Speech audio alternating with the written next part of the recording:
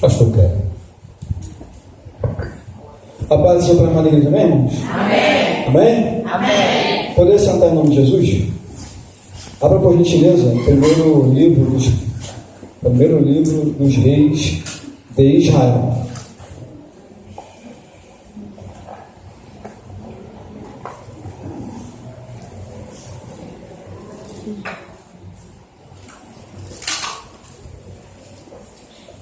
Primeiro livro dos reis de Israel, capítulo 19.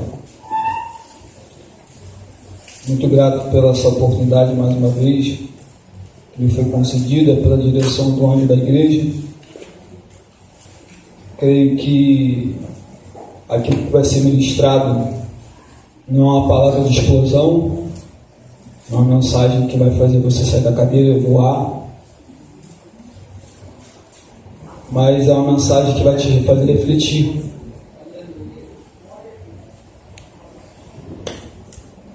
Primeiro livro dos reis de Israel, capítulo 19, diz assim, a partir do versículo 1. E Acabe fez saber a Jezabel tudo quanto Elias havia feito e como totalmente matara todos os profetas à espada. Então Jezabel mandou um mensageiro a Elias e dizia-lhe: assim me façam os deuses outro tanto se disser da manhã. A estas horas não puser a tua vida como a de um deles. O que vendo ele se levantou e para escapar com vida se foi.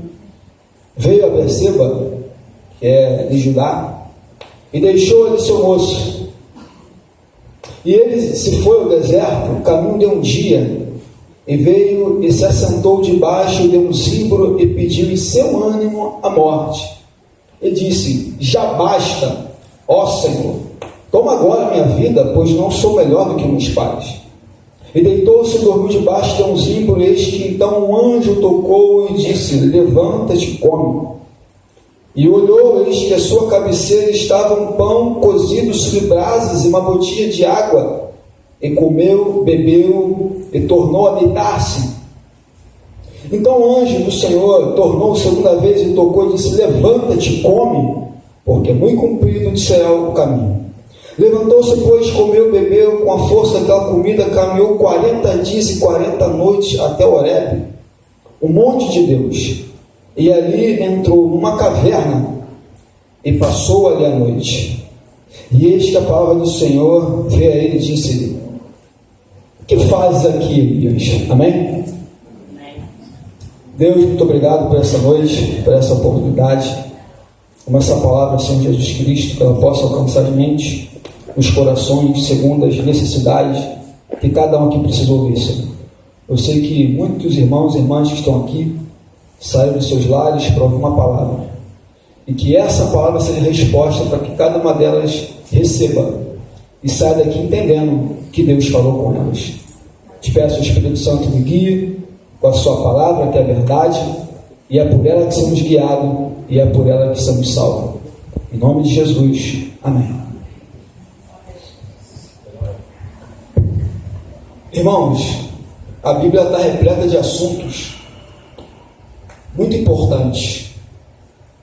Assuntos esses que diversos: família, fé, salvação, graça, evangelho, doutrina, tantos assuntos que não podemos ficar presos a somente a um para ministrar. E a Bíblia também não oculta pessoas que passaram seus problemas, suas adversidades, suas fraquezas. Ela não oculta pessoas de fé, gigantes da fé, que passaram por situações tremendas. Deus não ocultou nenhuma situação que elas passaram, do que elas viveram, do que elas sentiram, para mostrar que como elas são humanas, mesmo com fé, mesmo alcançando bênçãos, milagres e vitórias, elas são humanas.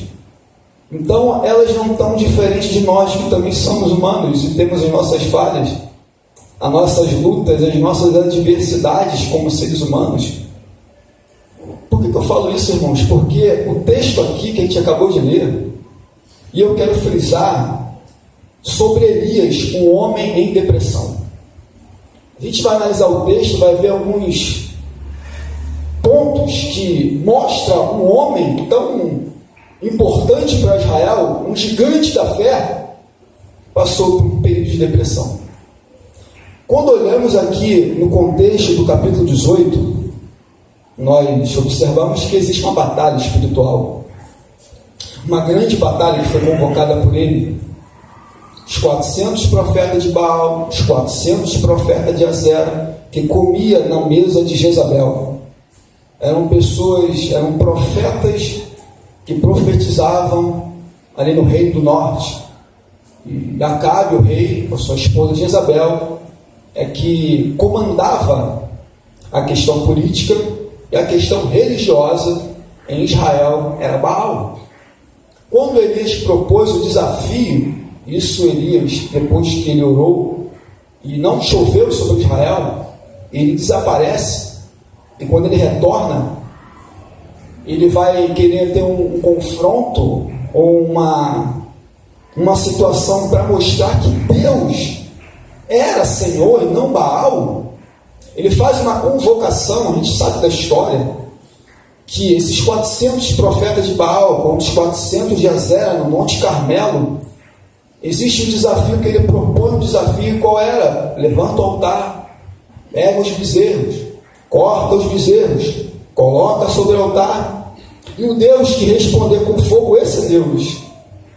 Nós sabemos que os profetas de Baal, tanto que eles falam, primeiro vocês, que vocês são muitos, eles preparam o altar, preparam o holocausto, eles fazem ali seu sacrifício, clama ao Deus de Baal não responde, eles se retalham, se cortam, e nada de resposta.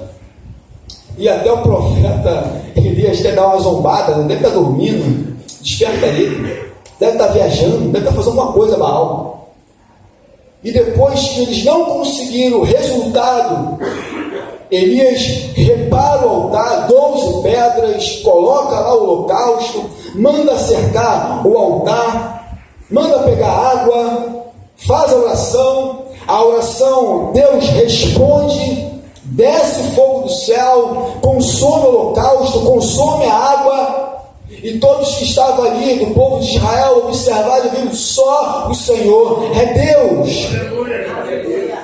Todos observaram aquele fogo descendo do céu e consumindo o holocausto. Isso é maravilhoso, ver o sobrenatural após uma grande batalha, um grande desafio. E Elias fala assim: agora lança a mão sobre eles e mata todos eles. A espada, não sobre um. Porém, quando isso acontece, o texto vai dizer que Acabe fez saber a Jezabel o que ocorreu lá no Monte Carmelo, a batalha que houve, e que ela ficou tão irada que ela, olha, eu quero a cabeça de Elias, eu quero que matem ele. E quando Jezabel manda um mensageiro para Elias, Elias se levanta para sair, ele se levanta para fugir. Mas perceba bem aqui, se você olhar o texto, depois que Elias ele ora no Monte Carmelo, mais uma vez para vir chuva, e sabendo da história que veio uma nuvem do tamanho da mão de um homem, e veio chuva sobre Israel, depois de 3 anos e meio, aquele fogo que desceu do céu e consumiu o holocausto, que viram que era Deus que respondia com fogo, depois de 2 vitórias extraordinárias, vitórias que aos olhos do povo de Israel foi maravilhoso. Depois de 2 conquistas, Elias pensou assim: bom, se depois que Deus respondeu com fogo, depois que veio a chuva novamente, talvez esse povo se volte, talvez esse povo enxergue a Deus e olha, vamos servir a Deus. Talvez Elias pensou: poxa, então Jezabel e Acabe se prostrem diante do Deus de Israel, que eles se convertam depois dessas ações sobrenaturais. Mas Elias viu que nem desse povo teve uma sensação de vamos voltar para Deus, vamos servir ao Senhor. E o grande problema é que às vezes a gente ora, vencemos batalhas, Deus dá resposta, e aí você pensa, poxa, talvez através da minha bênção, da minha vitória, alguém vai se converter, alguém vai olhar e vai ver que Deus é na minha vida. Mas às vezes acontece ao contrário. Às vezes Deus dá uma bênção, nos dá uma vitória, as pessoas enxergam, mas elas não se convertem. E isso sobrecarrega o profeta. Porque depois de um desafio desse, e nada deles de olharem, vamos se converter, vamos servir, não. E o que ele faz? Ele foge. Porque o peso da responsabilidade e tudo que estava acontecendo na mente daquele profeta, do que ele estava vivendo, isso trouxe tristeza. E é triste quando a gente vê Deus agindo e alguém próximo de você, da sua família, não enxerga, não vê. É triste quando Deus te dá uma bênção, dá uma vitória e alguém olha e não enxerga. Porque é exatamente isso aqui que está acontecendo. E isso começa a acarretar sinais de depressão. Porque chegou uma hora que Elias, nesse sobrecarregado, de não ver, ter a perspectiva de que as pessoas pudessem olhar e se converter, não. Isso traz tristeza para ele. Quantas vezes eu mesmo, convertido na fé, queria ver a família salva? Quantas vezes eu preguei a palavra? Quantas vezes eu ministrei? Eu queria que essa alegria chegasse na vida deles também, e não chegava, não dava ouvido. Isso entristece o nosso coração, mas precisamos prosseguir. Porque por mais que causa tristeza, por mais que Deus se revele, mostre, te abençoe, as pessoas não enxergam isso próxima de você, você tem que continuar. Mas o problema aqui é que Elias vai fugir. Isso aqui é medo. Então, o primeiro sinal de Elias aqui em depressão é medo. Ele não quer enfrentar mais problemas.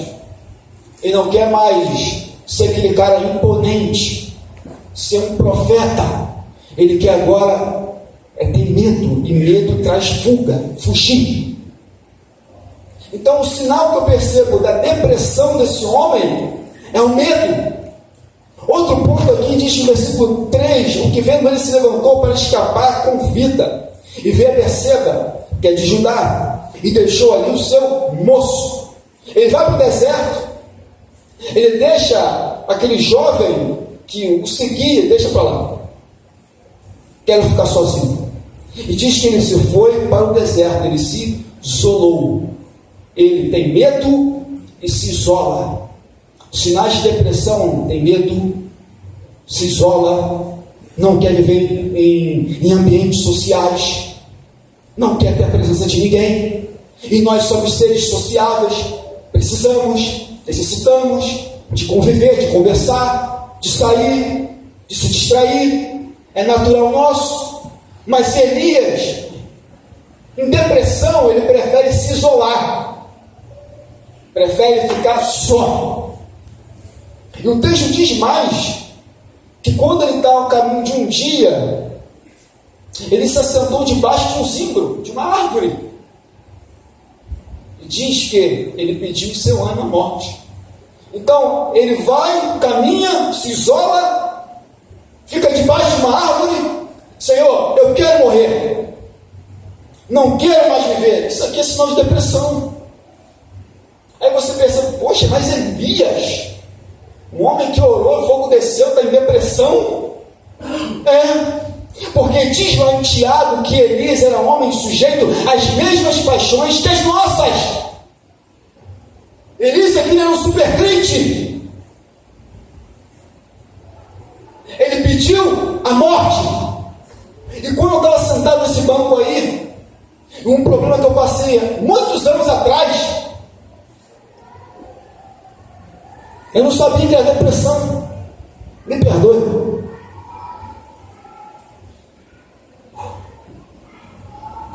Depois que Deus te curou, enfim, eu lembro de uma cena que eu falei com uma pessoa, eu falei, olha,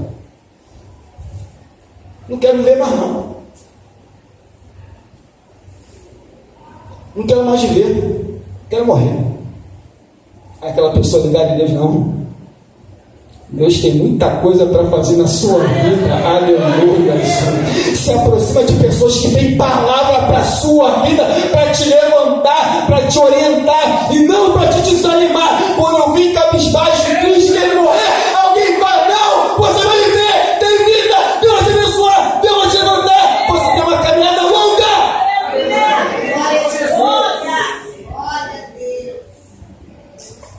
Deus tem uma caminhada longa para você, recebe essa palavra. Às vezes vem um desânimo, às vezes vem um cansaço, às vezes você quer desanimar, mas eu venho nessa noite para dizer o seguinte: Deus, uma palavra para a sua vida é: continua, a caminhada não para.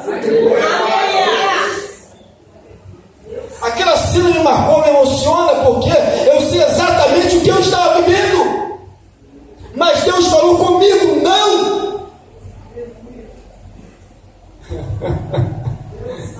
Eu estou aqui hoje por algo que aconteceu lá atrás, e eu recebi aquela palavra. Eu estou aqui para a glória de Deus, aleluias. Às vezes é somente uma palavra para te levantar, uma palavra vindo dos céus para você se posicionar e caminhar. Glória a Jesus. Mas o texto mostra aqui que não tem ninguém. Por quê? Porque quando a gente se isola, quando a gente não quer conversa, né, a gente fica com uma autopiedade, não quer conversar com ninguém, não quer falar com ninguém, não quer ajuda. E Elias, com esse sentimento de depressão, de querer morrer, ele fala: Senhor, ele abriu abertamente: Senhor, já me basta, tira minha alma, não sou melhor que meus pais, que os me antecederam, pessoas de fé, tira minha vida. Porque não tinha ninguém para ele conversar, então a única pessoa que ele podia falar era com Deus. Se isolou, com medo, refúgio, ficou debaixo de um zimbro. Então a única opção que ele teve é falar com Deus. Disse: Deus, o Senhor é o dono da vida, e o Senhor pode tirar a vida, então o Senhor tira a minha alma. Mas o texto diz que depois que ele pede isso, ele vai dormir. Ele deita, na sua depressão, ele deita. Mas o texto diz que então um anjo tocou. Isso aqui é tremendo, porque enquanto ele está deitado debaixo daquela árvore, querendo morrer, vem uma manifestação divina. Aleluia. Quando ele está querendo a morte, ele não quer viver, aí Deus manifesta enviando um anjo.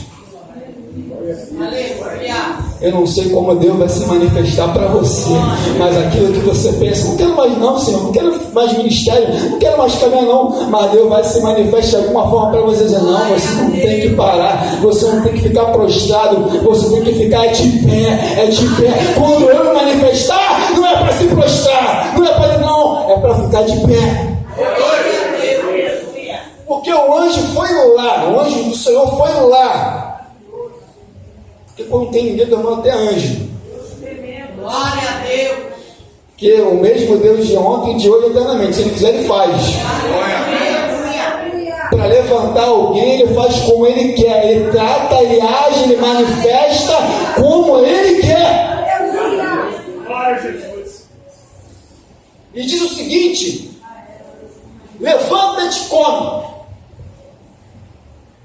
É interessante que Deus vai tratar dele de uma necessidade primeiro. Porque Deus, ele cuida de nós. Você crê que Deus cuida de nós? Cuida de você, de mim? Porque quando Deus vai tratar desse homem em depressão, olha, levanta, come e bebe.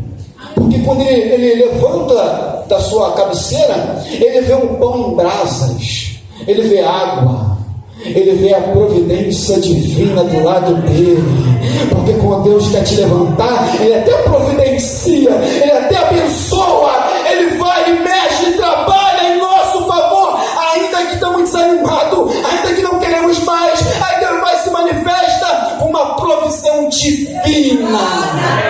Toma posse dessa palavra, aí Deus se manifesta com uma provisão divina, para mostrar, eu estou contigo, eu estou te tratando, eu estou te cuidando.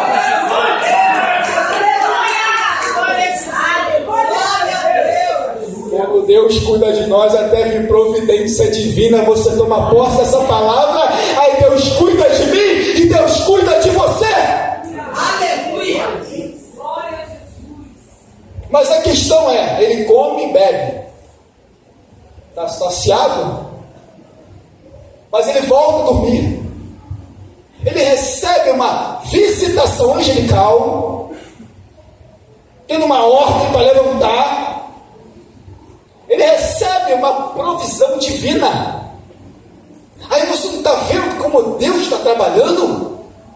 Você não está vendo como Deus está agindo em favor daqueles que o servem, ainda que querem desistir? Olha aqui o texto, você vai ver como é que Deus cuida. Mas o texto diz que ele come, bebe e torna a deitar. Depois de ser visitado, de ter uma provisão divina do seu lado, ele volta a dormir. Ainda não é o suficiente para ele, porque mesmo em depressão, teve uma visitação, teve uma bênção, Deus cuidando, e ele não consegue enxergar isso e volta para o seu estado. Mas o texto vai dizer o seguinte: então o anjo do Senhor tornou a segunda vez, o tocou e disse: levanta-te e come. Mas agora, repare o texto, que primeiro ele fala: levanta-te e come.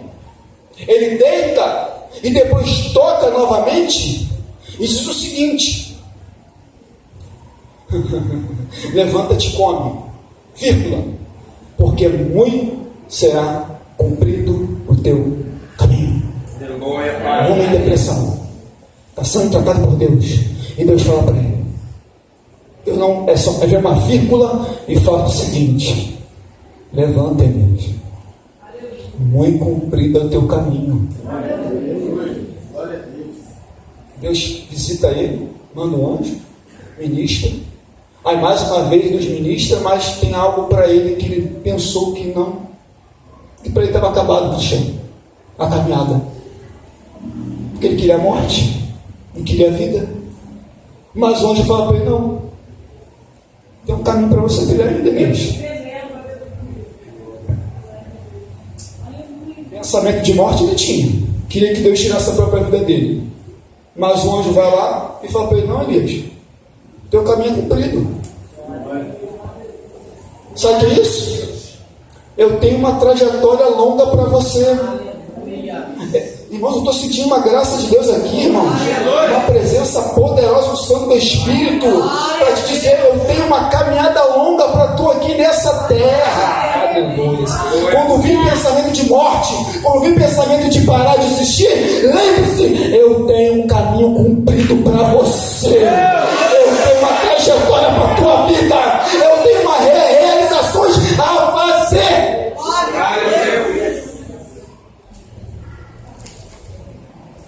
O texto diz que ele se levanta e come e bebe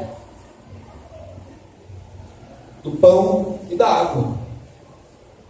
Ele obedece em parte. É o problema. Obedece em parte, porque Deus fala para ele que não cumpriu o seu caminho, e ao invés de ele tomar o caminho que tinha que ser seguido, ele mais uma vez sai do caminho. E aí que está o problema.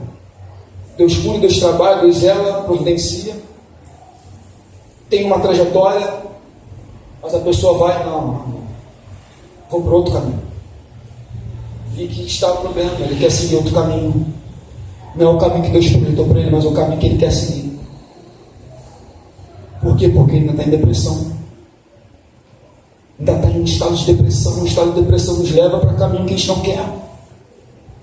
por isso que ele toma um outro rumo. Mas diz a Bíblia que após aquele alimento, ele se fortalece, o pão e a água. A gente sabe que pão representa simbolicamente, o próprio Jesus falou, aquele que se alimenta de mim jamais morrerá, jamais. Eu sou o pão vivo que desceu do céu. Aquele que se alimenta de mim jamais morrerá. Estava recebendo alimento, bebeu. O texto diz com a força daquela comida. Ele agora, depois daquele ato que Deus faz com ele, ele vai caminhar 320 quilômetros até o Monte Horebe. É muita caminhada, né? 320 quilômetros. Diz o texto aqui que é 40 dias e 40 noites. Então você imagina aquele homem lá, aquele super crente, passando esses processos, 320 quilômetros, andando pelo deserto sozinho e solitário. Porque quando a gente não toma o rumo de Deus, a gente toma um rumo diferente. E só Deus sabe para onde vai parar. No estado de Elias, foi para a caverna. Ao invés de tomar a direção de Deus, ele toma a direção dele para o estado de depressão. E aí ele vai para a caverna. Mas Deus é tão bom que aonde nós estivermos, Deus vai tratar. Glória a Deus. Glória a Jesus. Glória a Deus. Aleluia. Caminhou 40 dias e 40 noites. Eu vou fugir, não quero saber de nada. Não quero saber de Deus de Israel. Deus está em todos os lugares. Quem pode se esconder do Senhor? É verdade. Se eu estiver lá no profundo abismo, lá Ele está. Nos céus Ele está. Está em todo lugar. Mas quando Deus quer visitar, quer ministrar, Ele vai exatamente aonde tem que ir. Glória a Deus. Aleluia. Aleluia a Deus. Recebe essa palavra aí, irmão. Recebe. Por Deus quer tratar, Ele vai. Por Deus quer tratar, Ele vai. Usa alguém, que alguém. Chega usando uma pessoa, fala com você pessoalmente. Por Deus quer tratar, Ele vai. Glória a Deus, Senhor. Muito obrigado. Diz o texto que Elias entrou numa caverna e passou ali à noite. Então você imagina, um homem em depressão, caminhou 320 quilômetros, entrando numa caverna. Eu não tenho coragem de entrar em caverna, irmão. Ele não estava com um lampião, não estava com nada. Então você imagina ele na sua capa, numa escuridão, entrando na caverna, ficando ali à noite aqui. Por quê? Porque isso aqui é são de depressão, está aqui. Ficar no escuro, ficar sozinho, isolado. Está lá no escuro, não quero ninguém, não quero falar com ninguém. Mas ele é importante para Deus. Porque um servo de Deus, quando passa as adversidades, não importa onde ele possa estar. Como se Deus não olhasse, não visse. Ainda mais dentro de uma caverna escura. Aí o texto é lindo, porque diz o texto do versículo 9: ele entrou numa caverna e passou a noite, e eis que veio a palavra do Senhor. Aleluia. Aleluia. Glória a Deus.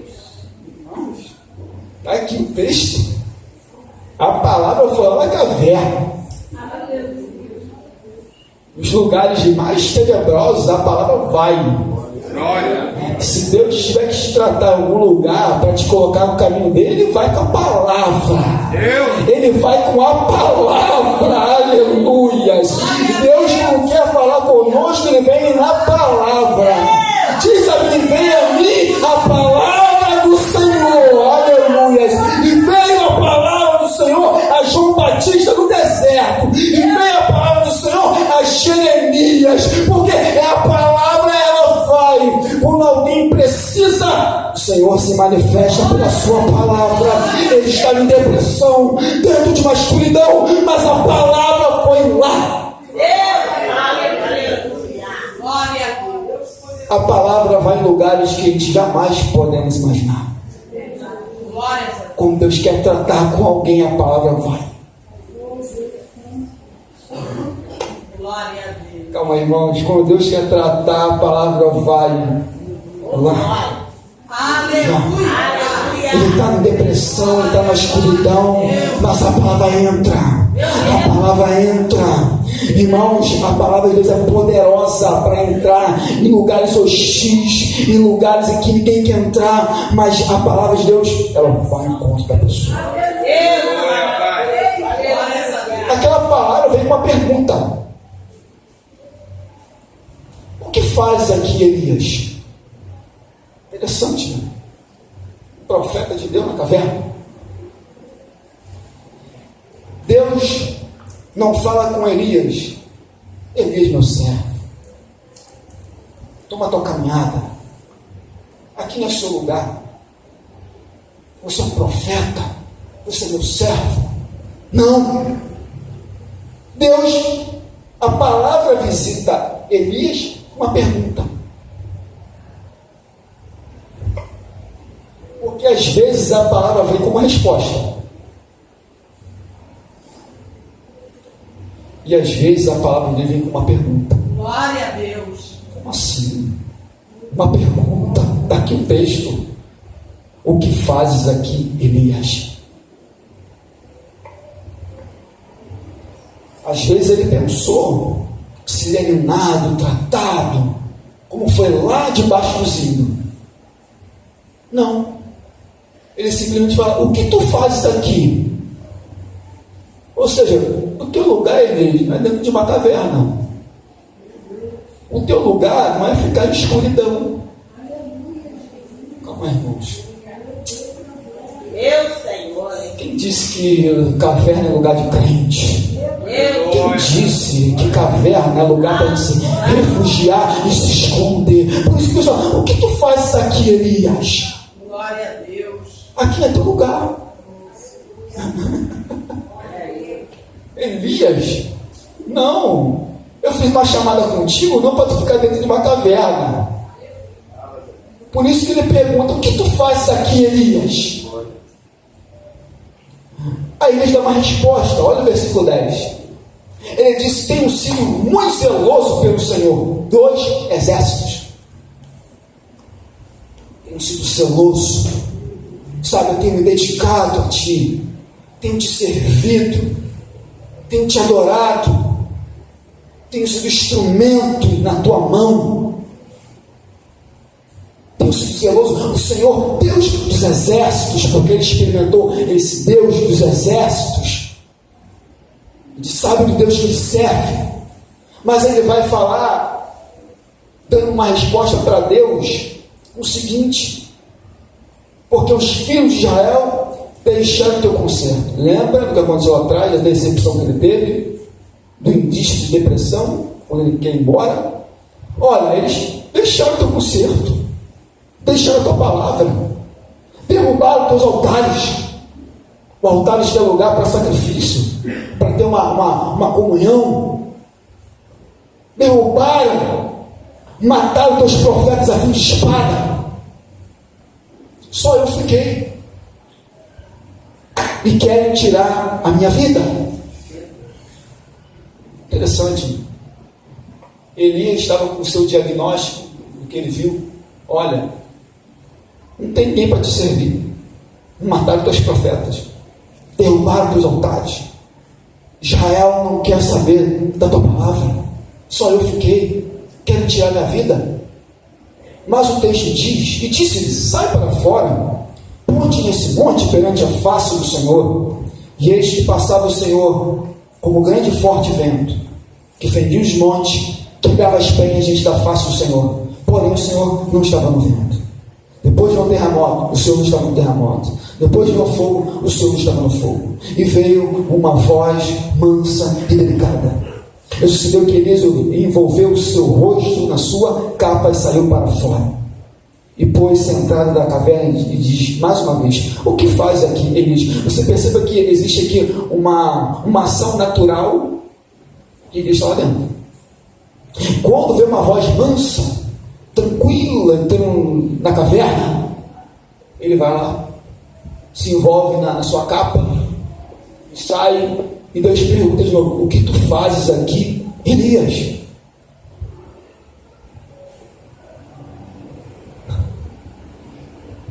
A palavra, interessante que depois desses fenômenos naturais aqui, e Deus não estava, veio uma voz e ele saiu.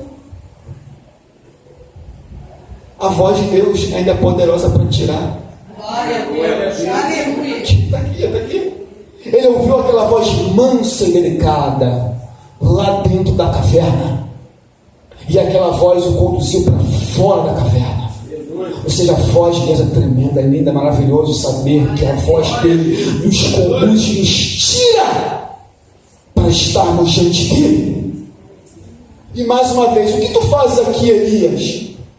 E mais uma vez ele responde: tem um sido zeloso extremo ao Deus de Israel, porque derrubaram os teus altares, desligaram o seu conserto, enfim. Mas interessante que eu vou fechar aqui, estou indo para o final, versículo 15. E o Senhor disse: vai, volta pelo teu caminho para o deserto de Damasco.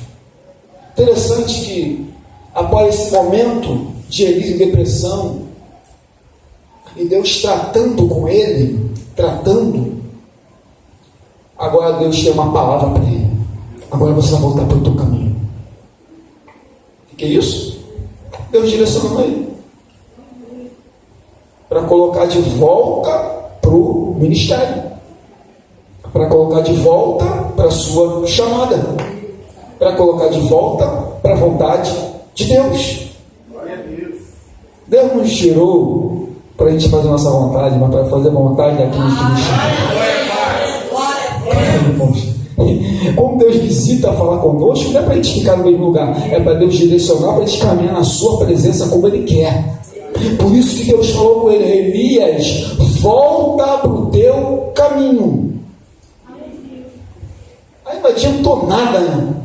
Ele 320 quilômetros para ir para uma caverna, para no final agora você volta.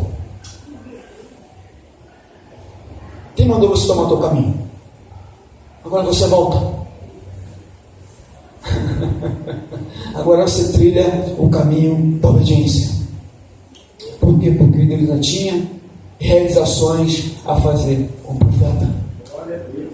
E creia que Deus tem coisas para fazer na sua vida. É só você ficar no caminho. É só você ficar no caminho do Senhor que Ele vai realizar aquilo que Ele tem para a tua vida. É só você ficar na obediência do Senhor que Ele vai realizar o propósito que Ele tem para fazer em ti. Mas é interessante que Ele diz: olha, você vai ungir 2 reis, o rei da Síria e o rei para Israel, e vai ungir um profeta em teu lugar. Ele manda ele ungir 2 pessoas, para alguém que estava na caverna e queria a morte. Agora Deus manda voltar ao caminho, e olha, eu quero te usar para ungir, para levantar. E muito mais, tem alguém que vai ficar no teu lugar.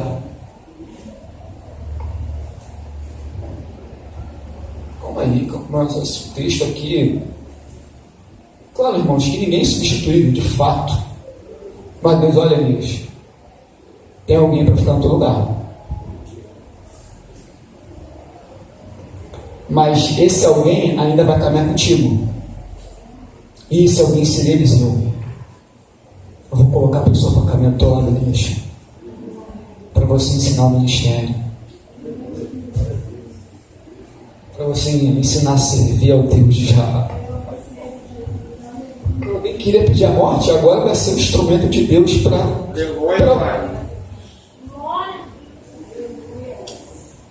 alguém que queria a morte, vai ser instrumento para alguém andar ali a ensinar os caminhos do Senhor. Irmão, toma posse dessa palavra. Deus vai te usar para muitas vidas, Deus vai te usar para muitas pessoas. Algumas vão caminhar do seu lado para você ensinar o caminho do Senhor. Eu não vou estar aqui para sempre. Um dia eu vou partir, eu tenho que ensinar mesmo.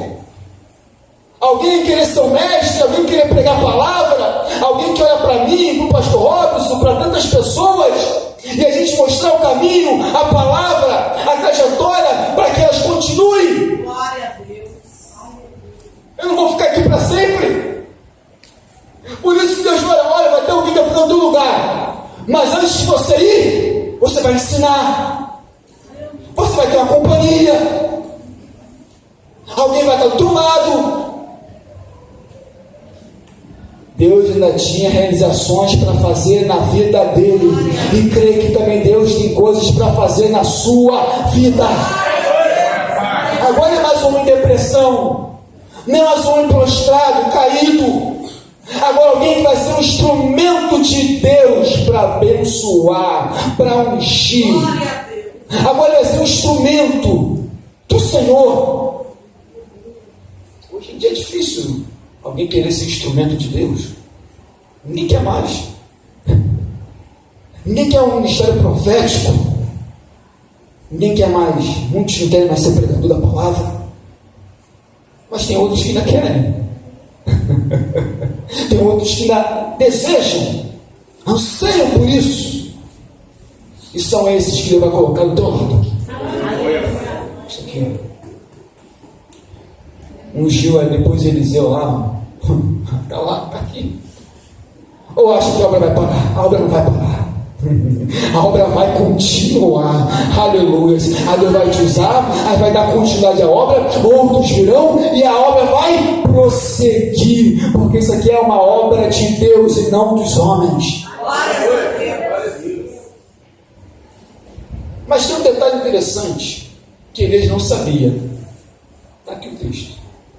Enquanto ele se justificava, olha, mataram teus profetas, derrubaram teus altares, os filhos de Israel largou o concerto. Você vê o texto aqui, no versículo 18. Olha o que diz o versículo 18. Também eu fiz ficar em Israel. Opa, se ele diz que só ele estava só, se ele diz que os filhos de Israel deixaram o concerto, mas Deus dá uma resposta para aquilo que ele estava falando. Não, Deus falou, eu fiz ficar em Israel. Opa, se ele dizia que em Israel o povo havia abandonado a Deus, mas Deus dá uma resposta para ele, resposta para ele, calma, tu não está sozinho não. Eu deixei ficar em Israel. Ah, mas Israel estava contaminado, estava servindo a Baal, mas deixa ali que Deus dá uma resposta para Elias. Eu deixei em Israel 7.000. Irmãos, 7.000? Aonde estavam esses 7.000? Elias não viu. Mas Deus viu. Glória a Deus. Elias pensou, estou sozinho nessa guerra. Tem 7.000. Estou sozinho para combater a Baal, para combater o sistema, não. Tem 7.000. Glória a Deus. 7.000 que não se dobraram diante de Baal e não beijaram a sua estátua.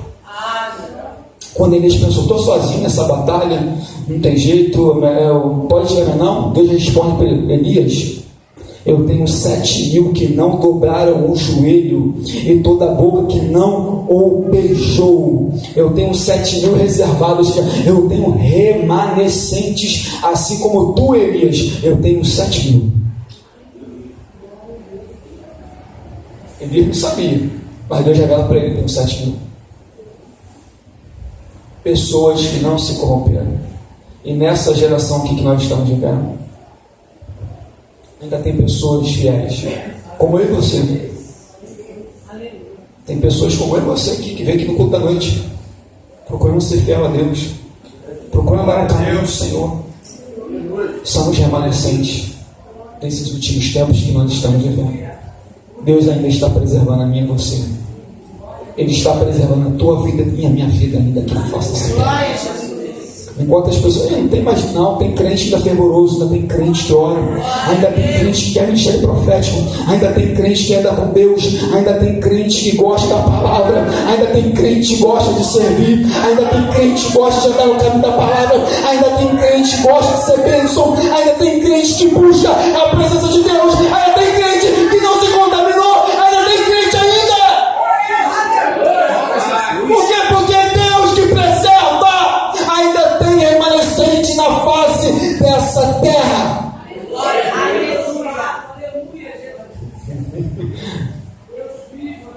Deus está preservando ainda para manter o equilíbrio aqui nesse mundo, porque a igreja é o equilíbrio. A igreja luta pelos valores, pelos princípios. Assim como naquela época em Israel, eles lutavam pelos princípios da palavra, a servirem um só Deus. Mas Deus mostrou para eles: igreja, não, tem um 7.000. E eles voltou para o seu caminho. E assim ele continuou a sua trajetória, até que um dia Deus o levou. Lembra da história? Uma carruagem de fogo separou Elias de Eliseu, o redemoinho levou. Aí você pensa, né? Lá atrás, debaixo de um zimbro, queria a morte. Qual foi o final? Foi levado com vida. Qual foi o final? Levado. Meu Deus! Aleluia! Os pensamentos de Deus são muito mais altos que os nossos. Tome posse dessa palavra. Ainda nessa terra, eu creio, irmão, o arrebatamento está próximo. E a gente vai ser levado com vida mesmo, com corpo, alma, com tudo, para a glória de Deus. Aleluia! A igreja vai ser arrebatada com tudo: corpo, alma e espírito. O final da igreja não é morte, não. Eu sei que alguns vão passar por ela, mas outros não. E o seu final também não será assim, mas vai ser conduzido para a vida. Qual o final que Deus deu para Elias? Uma coisa inédita, Cristiano. Levado pelo redemoinho. Um homem que estava em depressão, um homem que queria morrer. Olha o que aconteceu no final com a história dele. Vamos pôr de pé em nome de Jesus. Glória a Deus! Glória a Jesus! Glória a Deus.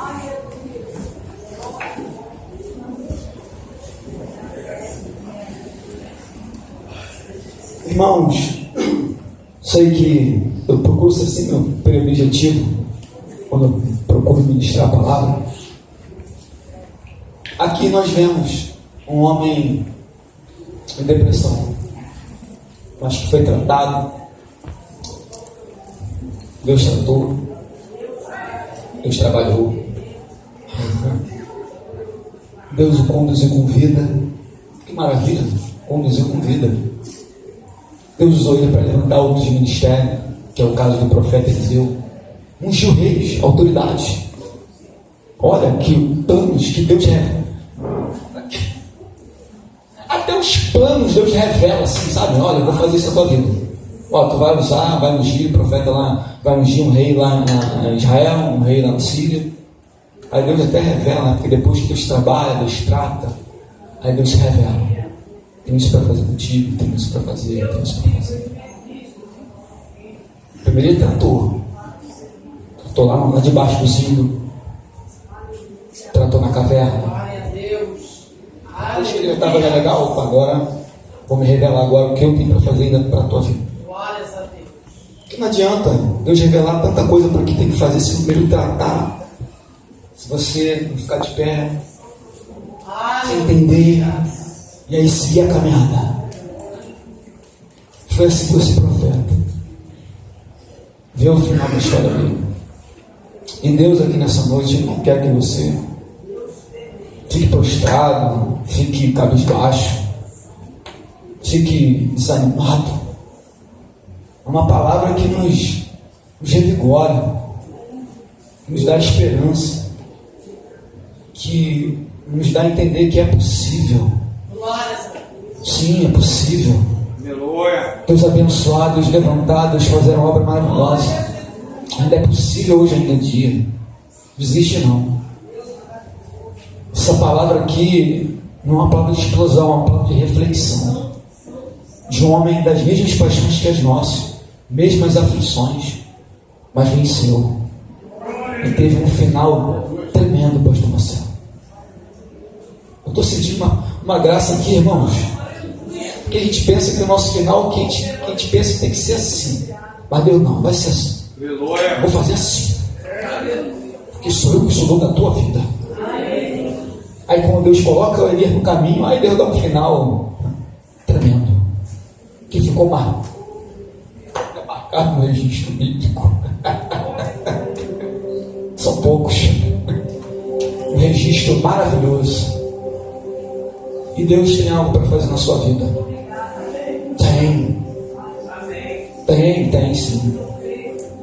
Eu lembro quando eu falei, não quero viver mais não. Até me emocionei, me perdoe, mas foi uma cena muito forte que veio na minha cabeça. Não, você ainda vai casar. Você ainda vai pregar. Eu lá assim, Glória a Deus, aleluia. você vai. Glória a Deus. Eu lá assim, não. Quantas vezes estava no culto, saia do culto, não quero ficar no culto, Deus usava alguém na volta para o culto. O Deus que não desiste das nossas vidas, irmãos.